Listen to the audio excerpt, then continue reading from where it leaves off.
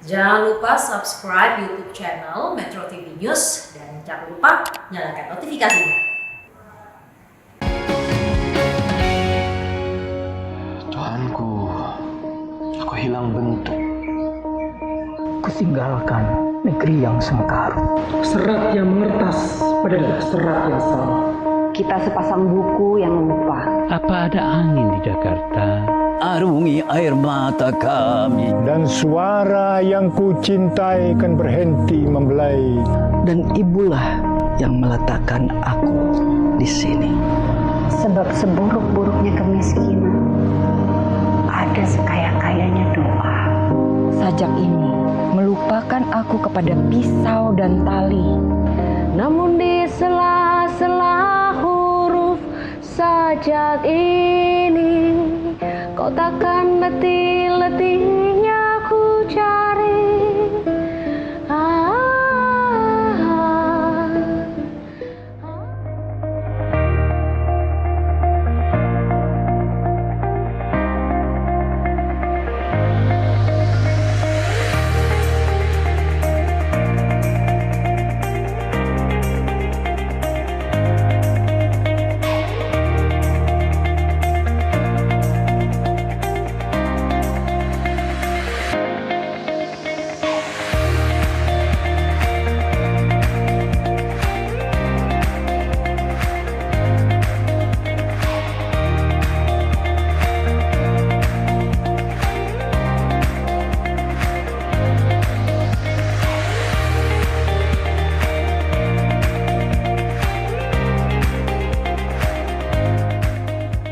Pemirsa, pandemi COVID-19 dirasakan banyak memberikan dampak negatif bagi semua sektor kehidupan, tidak terkecuali bagi para pelaku seni dan industri kreatif. Namun pandemi ini juga telah memicu kreativitas dan inovasi, bahkan dapat dijadikan peluang dan tantangan untuk bertahan dalam situasi sulit selama 2020. Lalu sebenarnya apa saja tantangan yang dihadapi dan bagaimana supaya industri seni dan kreatif dapat terus bertahan dan berangsur pulih? Untuk membahasnya sudah terhubung melalui sambungan Zoom dengan sineas Riri Riza dan seniman sekaligus pendiri Titi Mangsa Foundation, Happy Salma. Selamat pagi Mas Riri, selamat pagi Mbak Happy. Wah, Mbak Happy belum ada bersama kita, tapi kita sudah bersambung bersama Mas Riri. Selamat pagi Mas Riri, apa kabar? Oke, kita masih belum bisa mendengarkan suara Mas Riri di sini, tetapi pemirsa kita akan coba kembali menyapa Mas Riri. Mas Riri, apakah bisa mendengarkan dan bisa kembali menyapa kita semua?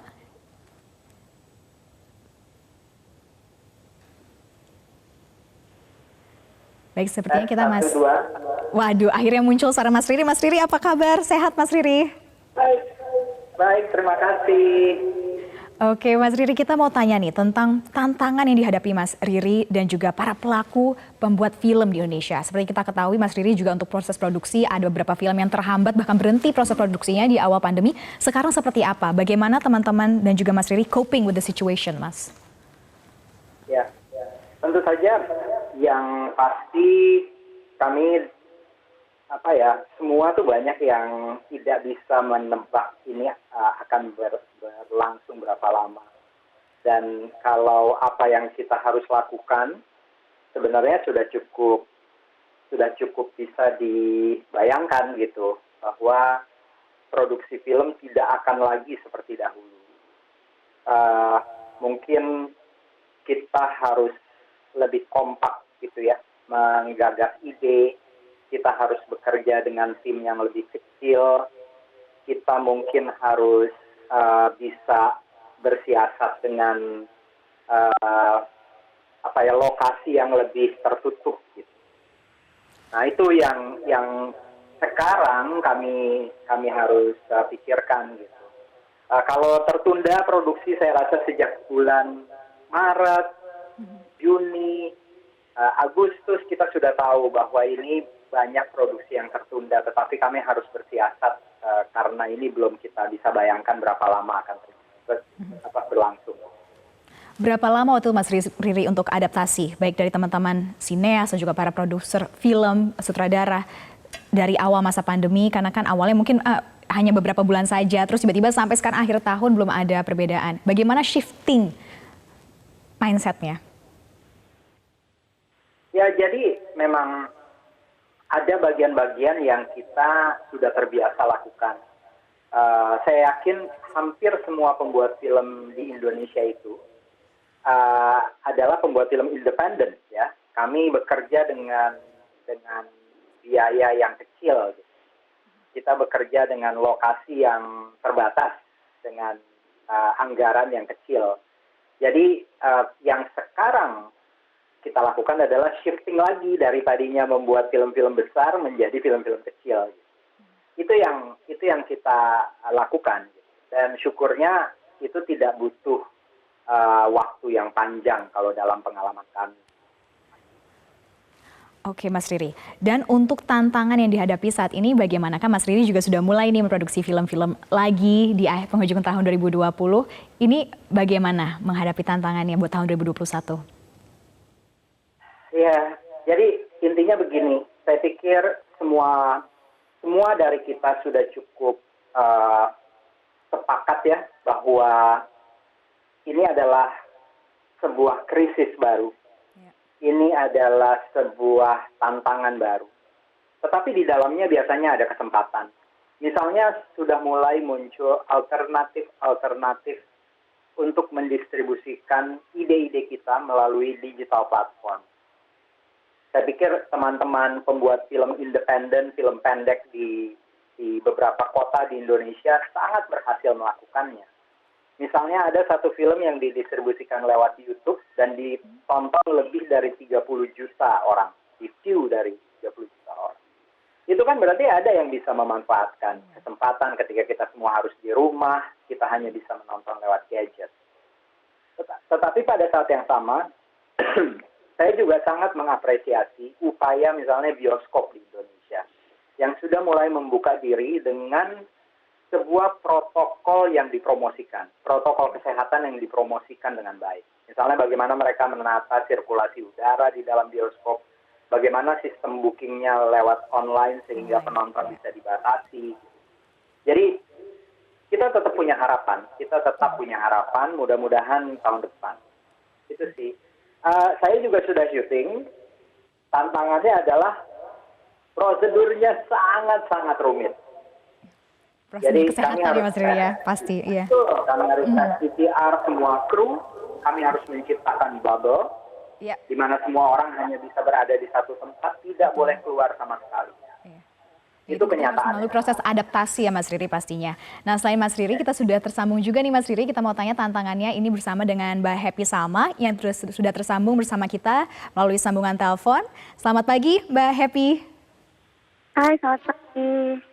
Oke Mbak Happy, kita sudah mendengarkan tadi tantangan dihadapi para sineas. Kalau Mbak Happy sendiri kita mau tanya secara lebih spesifik nih tentang bagaimana teater dan juga teman-teman yang memang berjibaku selama masa pandemi COVID-19 ini tidak bisa menunjukkan pertunjukan seperti biasanya.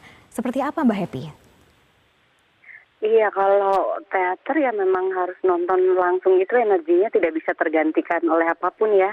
Tapi kan memang biar bagaimanapun kita harus berikhtiar, berupaya gitu, melakukan sesuatu gitu. Jadi pas ketika bulan Juni itu aku mencoba mengumpulkan teman-teman, sama seperti Mas Riri tadi sampaikan, kita seperti prosesnya karantina di satu tempat, waktu itu di Yogyakarta.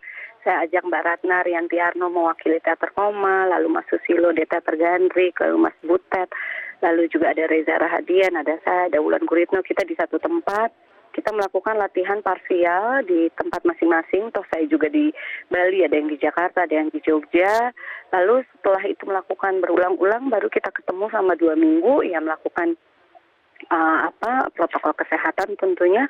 Lalu kita melakukan pertunjukan tanpa penonton, itu juga kita mencoba uji coba, dan itu sulit luar biasa bagaimana kita menyatukan mood kita juga. Ini bahwa bukan syuting gitu, ini teater, bagaimana tidak ada cut to cut, itu juga menjadi tantangan tersendiri. Tapi disinilah solidaritas terasa sekali. Waktu itu ada Mas Nano dari Teater Koma ikut gabung melihat proses kita. Akhirnya kita mencari formula baru gitu. Bahkan dia mengatakan, ini yang kamu lakukan itu seperti yang kita lakukan di tahun 70-an gitu. Bagaimana membuat satu pertunjukan lalu di syuting itu, gimana moodnya itu tidak berubah juga gitu. Nah sampai akhirnya itu tadi secara virtual pentasnya tidak ada penonton, tapi energi panggung tetap terasa dan alhamdulillah waktu itu sih 2 jam itu ada yang nonton 2.500 orang yang kalau kita bayangkan di gedung pertunjukan mungkin kalau di GBB mungkin sekitar 450-an ini anggaplah 5 hari sold out tiket gitu.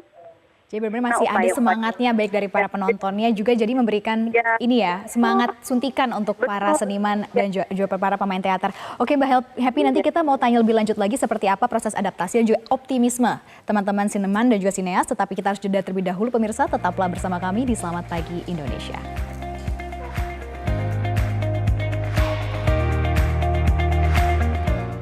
Ya pemirsa, kita masih bersama Mas Riri dan juga Mbak Happy. Kita mau tanya ke Mbak Happy. Tadi kan Mbak Happy sudah menjelaskan bagaimana tantangan yang dihadapi. Nah sekarang menyambut tahun 2021, Mbak Happy melihat dengan antusiasme penonton yang ada, kira-kira nanti tahun depan atau ke depannya, ini ada shifting nggak sih dari budaya menonton? Atau ini hanya sementara aja sama pandemi? Dan bagaimana harapan Mbak Happy buat menyambut tahun 2021 nanti? Saya rasa sih mungkin ini akan jadi alternatif lain ya untuk tontonan. Mungkin itu tadi nonton secara langsung apabila sudah diperbolehkan energinya tidak bisa tergantikan, pasti juga sebaiknya memang begitu. Tapi seperti sekarang ada virtual gitu akan menjadi pilihan lain. Jadi mungkin yang di daerah yang nggak bisa datang ke Jakarta langsung, nggak datang ke gedung pertunjukannya bisa nonton gitu. Mungkin beberapa minggu setelahnya. Dan dengan adanya pandemi ini memang memberikan kreativitas baru juga untuk kita yang dulu mungkin kita tidak terpikirkan. Kita kalau misalnya bikin pertunjukan hanya mendokumentasikan aja untuk laporan kita. Tapi sekarang kan kita memikirkan bagaimana untuk juga tampilannya menjadi bagus. Malah mungkin saya rasa film dan teater akan bisa berkolaborasi semakin mesra untuk di kemudian harinya gitu. Berarti kunci kolaborasi ya Mbak Happy. Nah kita mau tanya sekarang ke Mas Riri. Mas Riri bagaimana nih melihat tahun 2021 yang akan datang dan juga semangat ya para sineas atau mungkin pesan-pesannya juga Mas Riri untuk teman-teman sineas yang mungkin baru memulai tapi langsung ciut duluan nih melihat kondisi 2020. Iya, saya rasa tahun 2020 mengajarkan kita banyak hal. Tadi saya sudah katakan ada film teman-teman dari Jogja yang sukses di YouTube sampai 30 juta views misalnya. Kelompok-kelompok teater hidup. Diskusi-diskusi direkam dalam proses digital dan bisa menjadi arsip. Saya yakin film bisa menangkap juga kesempatan ini. Banyak sekali kemarin film-film yang kemudian muncul di platform-platform digital, bahkan sampai tingkat internasional yang bisa ditonton di seluruh dunia misalnya. Itu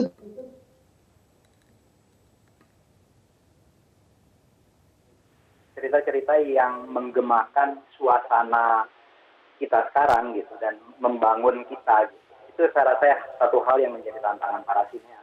Kalau kita tidak kreatif menemukan cerita yang tepat, mungkin kita akan tetap tenggelam seperti pra pandemi gitu. Sebelum pandemi pun kita tetap berkompetisi dengan berat. Sekarang pembuat film, semua pencerita harus mencari cerita yang paling baik dan saya pikir kuncinya ada di situ. Mudah-mudahan kita bisa tetap survive kalau kita punya gagasan dan kreativitas. Oke, baik Mas Riri, Mbak Happy. Pasti kita juga mengharapkan hal yang sama. Terima kasih sudah bergabung bersama kami di Selamat Pagi Indonesia, Mas Riri dan Mbak Happy. Dan selamat tahun baru 2021. Dan pemirsa, informasi tadi sekaligus menjadi penutup perjumpaan kita di Selamat Pagi Indonesia kali ini. Saya, Sarah Win, mewakili rekan saya, Naila Husna dan juga kru yang bertugas mengucapkan terima kasih atas kebersamaan Anda dan sampai jumpa. Selamat tahun baru.